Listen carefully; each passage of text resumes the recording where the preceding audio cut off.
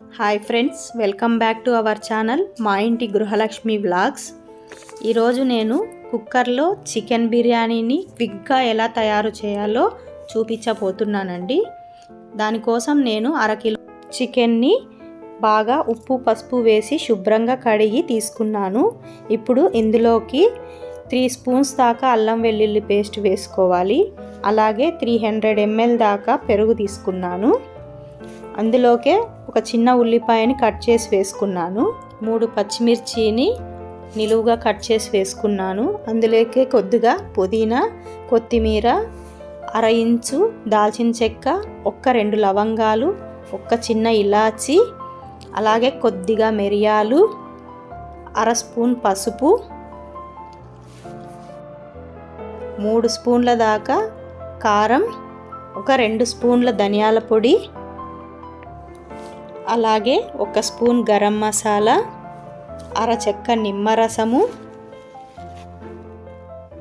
వేసుకొని, అలాగే 1 స్పూన్ దాకా ఉప్పు వేసి అన్నీ బాగా కలుపుకోవాలి.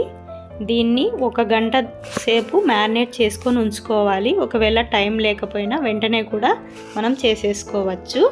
నేను ముందుగానే బియ్యాన్ని శుభ్రంగా కడిగి నానబెట్టుకొని ఉంచుకున్నాను. ఇప్పుడు స్టవ్ వెలిగించుకొని ఒక కుక్కర్ని పెట్టుకోవాలి. కుక్కర్లోకి 2 టేబుల్ స్పూన్ల దాకా ఆయిల్, 2 స్పూన్లు నెయ్యి వేసుకోవాలి. ఇవి బాగా కాగినాక 1/2 స్పూన్ జీలకర్ర, 2 లవంగాలు, 1 ఇంచు దాల్చిన చెక్క, కొద్దిగా జాజి పువ్వు, 1 ఇలాచి, 1 బిర్యానీ ఆకు, 1 పెద్ద సైజు ఆనియన్ని పొడవుగా కట్ చేసుకొని వేసుకోవాలి. ఆనియన్ తొందరగా వేగడానికి నేను ఇక్కడ కొద్దిగా ఉప్పు వేసుకొని వేయించుకుంటున్నాను.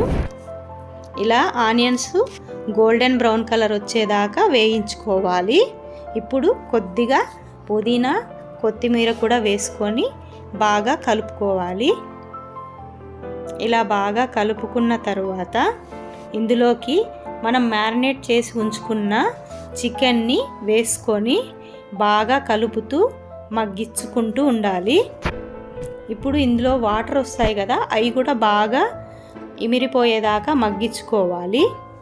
ఇప్పుడు నేను పక్కన 1 గ్లాస్ బియ్యానికి 2 గ్లాసులు నీరు పోసుకొని ఎసరు మరిగించుకుంటున్నాను. అదే బాస్మతి రైస్ అయితే 1కి 1.5 సరిపోతుంది. ఇప్పుడు ఇక్కడ చికెన్లోకి 1/2 స్పూను మిరియాల పొడి కూడా వేసుకున్నాను. ఇలా వేయడం వల్ల స్మెల్ రాకుండా ఉంటుంది. అలాగే నేను నానబెట్టుకున్న బియ్యాన్ని వాటర్ అంతా డ్రైన్ అయిపోయిన తర్వాత ఈ కుక్కర్లోకి వేసుకొని నెమ్మదిగా అడుగుదాకా కలుపుకుంటూ 2 నిమిషాలు మగ్గించుకున్నాను.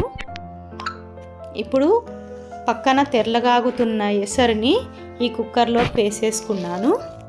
ఇప్పుడు బాగా అడుగుదాకా కలుపుకోవాలి.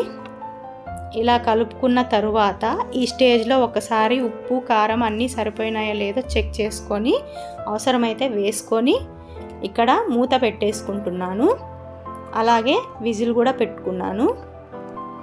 లో టు మీడియం ఫ్లేమ్లో 15 నుంచి 20 నిమిషాల దాకా కుక్ చేసుకోవాలి.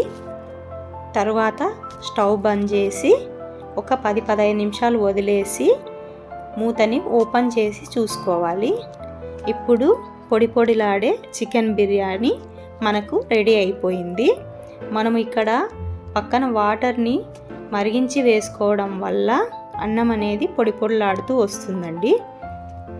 చూసారు కదా, ఇలా పొడి పొడిలాడే చికెన్ బిర్యానీ త్వరగా కుక్కర్లో రెడీ అయిపోయింది.